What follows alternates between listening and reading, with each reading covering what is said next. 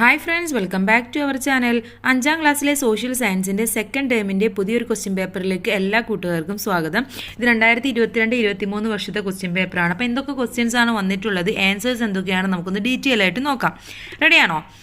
ഒന്നാമത്തെ ആക്ടിവിറ്റി എന്ന് പറയുന്നത് solar system is the family in which the earth is A member. എന്താണ് solar system എന്ന് പറയുന്നത്? ഒരു ഫാമിലിയാണ്. എർത്ത് എന്ന് പറയുന്നത് അതിലെ ഒരു മെമ്പറാണ്. എന്നിട്ട് നമുക്ക് താഴെ സോളാർ സിസ്റ്റത്തിൻ്റെ ഒരു പിക്ചർ തന്നിട്ടുണ്ട്. Observe the picture and write down the answers. ആ പിക്ചർ നോക്കിയിട്ട് ആൻസർ എഴുതാനാണ് പറഞ്ഞിട്ടുള്ളത്. ഓക്കെ, അപ്പോൾ എന്തൊക്കെയാണ് ക്വസ്റ്റ്യൻസ് എന്ന് നോക്കാം. A question, which is the centre of the solar system? Solar സിസ്റ്റത്തിൻ്റെ സെൻറ്റർ ഏതാണ്?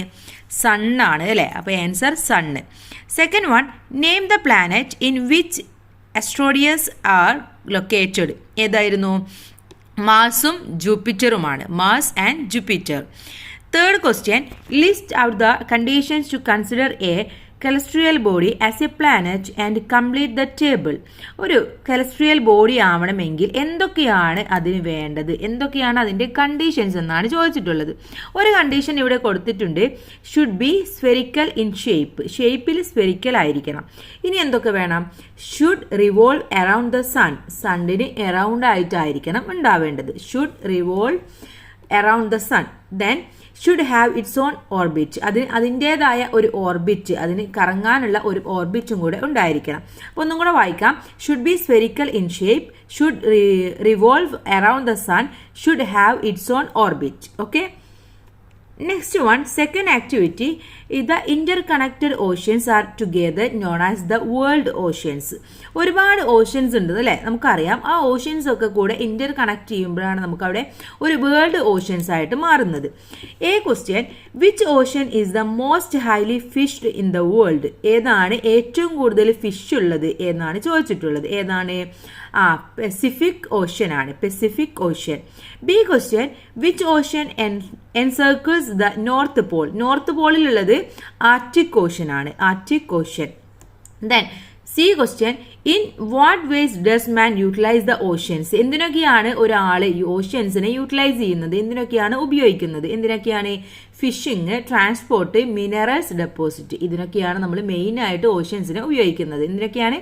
Fishing, transport, minerals deposit. ഇനി തേർഡ് ആക്ടിവിറ്റിയിലേക്ക് നോക്കാം. Observe the picture. ഇവിടെ താഴെ നമുക്കൊരു പിക്ചർ തന്നിട്ടുണ്ട്. Identify the continent with a tick mark. അവിടെ ടിക്ക് മാർക്ക് ചെയ്തിട്ടുള്ള കോണ്ടിനെന്റ് ഏതാണെന്ന് ഐഡന്റിഫൈ ചെയ്യണം. ഏതായിരുന്നു അത്? നമുക്കറിയാവുന്നതാണല്ലേ, ഈ ഒരു വേൾഡ് ഗ്ലോബ് നമുക്കറിയാം, ഗ്ലോബ് നോക്കാനും അറിയാം. അപ്പോൾ അതിൽ ഈ കാണുന്നത് എന്ന് പറയുന്നത് ഓസ്ട്രേലിയയാണ്. ഏതാണ്? Australia. B, right down the features of this continent. ഈ കോണ്ടിനെന്റിന്റെ കുറച്ച് ഫീച്ചേഴ്സ് എഴുതാൻ പറഞ്ഞിട്ടുണ്ട്. എന്തൊക്കെ എഴുതാം? ഓസ്ട്രേലിയ എന്ന് പറയുന്നത് സ്മോളസ്റ്റ് കോണ്ടിനെന്റ് ആണ്, നോൺ ആസ് ഒഷ്യാനിയ എന്ന് പറയുന്നു. അതുപോലെ തന്നെ പേട്രിഫിക്സ് and kangaroo is found in Australia. Continental ഐലൻഡും കൂടിയാണ് ഓസ്ട്രേലിയ. ഓക്കെ, ഇനി ഫോർത്ത് ആക്ടിവിറ്റിയിലേക്ക് കടക്കാം. The night sky scenes generated curiosity and anxiety in mankind since ancient times. നമുക്ക് നൈറ്റിൽ സ്കൈ നോക്കുമ്പോൾ നമുക്ക് ഒരുപാട് ക്യൂരിയോസിറ്റി, അതുപോലെ തന്നെയായിരുന്നു ക്യൂരിയോസിറ്റിയും ആങ്സൈറ്റിയും ഒക്കെ നമുക്ക് തോന്നും. ഇത് ഇന്ന് തുടങ്ങിയതൊന്നുമല്ല, ഇത് പണ്ടുകാലം മുതലേ ആളുകൾക്ക് അങ്ങനെ തന്നെയാണ്. ഇനി കംപ്ലീറ്റ് ദ വേർഡ് വെബ് എന്നാണ് പറഞ്ഞിട്ടുള്ളത്. ഇവിടെ സോളാർ സിസ്റ്റം എന്നത് കൊടുത്തിട്ടുണ്ട്, എന്നിട്ട് പ്ലാനറ്റ്സ്, അതുപോലെ തന്നെ മെറ്റോറിയറ്റ്സ് ഈ രണ്ടെണ്ണം കൊടുത്തിട്ടുണ്ട്. ഇനി നമുക്ക് രണ്ടെണ്ണം എഴുതണം. ഏതൊക്കെ എഴുതാം? സാറ്റലൈറ്റ് അല്ലെ? സാറ്റലൈറ്റ് എഴുതി കൊടുക്കാം. അതുപോലെ തന്നെ അസ്റ്റോറിയോഡ്സ് എന്നുള്ളതും എഴുതി കൊടുക്കാം. ഇതിലെ B question, write a note on meteoroids and meteorites. എന്താണ് മെട്രോയിഡ്സ്, എന്താണ് മെറ്റോറൈറ്റ്സ് എന്നാണ് നമ്മൾ എഴുതേണ്ടത്. അപ്പോൾ rock fragment of various size which enter into the earth's atmosphere are called meteoroids. അതിനെയാണ് നമ്മൾ മെട്രോയിഡ്സ് എന്ന് പറയുന്നത്. ഇനി unburned remains of the meteoroids falling on the earth are called meteoroids എന്നും നമ്മൾ പറയും. ഒന്ന് നമ്മളെ റോക്കിൻ്റെ ആ ഒരു ഫ്രാഗ്മെന്റ് ആയിരിക്കും, മറ്റത് അൺബേൺഡ് ആയിട്ടുള്ളത് ആയിരിക്കും. ഓക്കെ, ഇനി ഇതിൽ സി എന്ന് പറയുന്നത് meteoroids frequently fall on the moon. What may be the reason? എന്തുകൊണ്ടാണ്? There is no air in moon, so the unburn meteoroids directly fall on the surface of moon. അവിടെ air ഇല്ല, അതുകൊണ്ട് തന്നെയാണ് അത് മൂണിൻ്റെ സർഫേസിലേക്ക് ഡയറക്റ്റ് ആയിട്ട് വരുന്നത്. ഓക്കെ, ഇനി fifth activity many celestial body revolve the sun എന്നുള്ള ഒരു സ്റ്റേറ്റ്മെൻറ്റ് ഇവിടെ കൊടുത്തിട്ടുണ്ട്. ഇനി which is the closest star to the എർത്തുമായിട്ട് ക്ലോസ് ചെയ്ത് കിടക്കുന്ന വളരെ ക്ലോസ് ആയിട്ടുള്ള സ്റ്റാർ എന്ന് പറയുന്നത് ഏതാണ്? നമുക്കറിയാം സണ്ണാണ് അല്ലേ, സണ്ണാണ്. B find out and write down the correct statement about stars and the statement given below. താഴെ തന്നിട്ടുള്ളതിലെ കറക്റ്റ് സ്റ്റേറ്റ്മെൻറ്റ് എഴുതാനാണ് പറഞ്ഞിട്ടുള്ളത്. First one the celestial bodies that rotate themselves. Celestial body എന്ന് പറയുന്നത് അവർ സ്വയം തന്നെ ചുറ്റും എന്നാണ് പറഞ്ഞിട്ടുള്ളത്, അത് റൈറ്റ് ആണ്. Second one emits heat and light in large quantities. അവർ ഹീറ്റും ലൈറ്റും ലാർജ് ക്വാണ്ടിറ്റീസിൽ നമുക്ക് തരും, അതും കറക്റ്റ് ആണ്.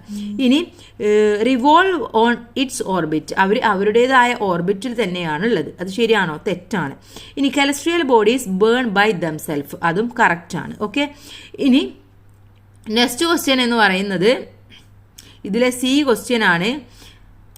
Write down the features of dwarf പ്ലാനറ്റിൻ്റെ ഫീച്ചേഴ്സ് എഴുതാനാണ് പറഞ്ഞിട്ടുള്ളത്. എന്തൊക്കെ എഴുതാം?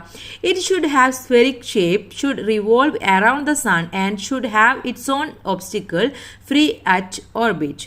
The celestial bodies which do not follow this condition set by the International Astronomical Union are called a dwarf planet. Okay, ഒന്നും കൂടെ വായിക്കാം. It should have spherical shape, should revolve around the sun and should have its own obstacle free at orbit. അതിന് ഒരു spherical shape ഉണ്ടായിരിക്കും, അതിന് അതിൻ്റേതായിട്ടുള്ള ഒരു free orbit ഉണ്ടായിരിക്കും. Okay, then celestial bodies which do not follow this condition set by International Astronomical Union are called a dwarf planet. ഇനി sixth ആക്ടിവിറ്റിയിലേക്ക് കടന്നാലോ.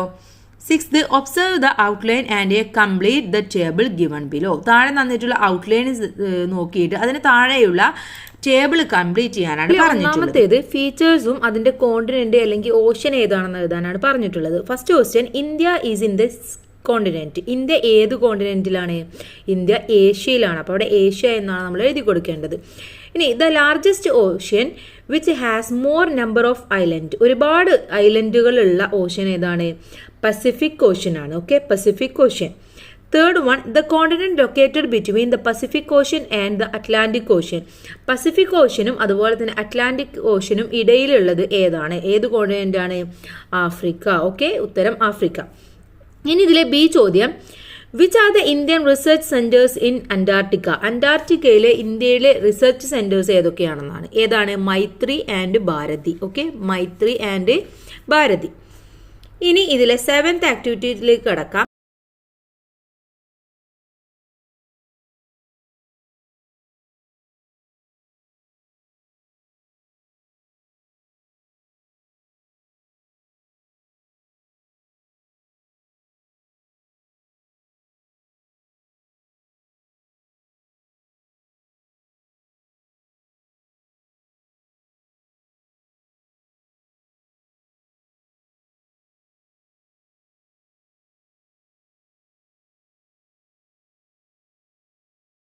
First question, A question എന്ന് പറയുന്നത് write a short note on the changes what that happen in the life of Aryans after reaching to the Gangetic plain.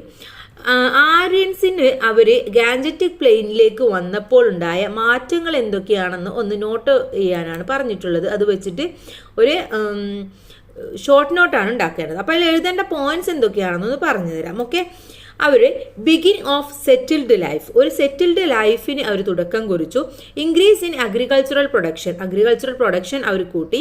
Exchange of surplus products, agriculture product കൂട്ടി എന്ന് പറയുമ്പോൾ അവിടെ അവർ ഓരോ product ഉണ്ടാക്കുമ്പോഴും അങ്ങോട്ടും ഇങ്ങോട്ടും exchange ചെയ്യും. അപ്പോൾ ആ ഒരു എക്സ്ചേഞ്ചും അവിടെ കൂടി.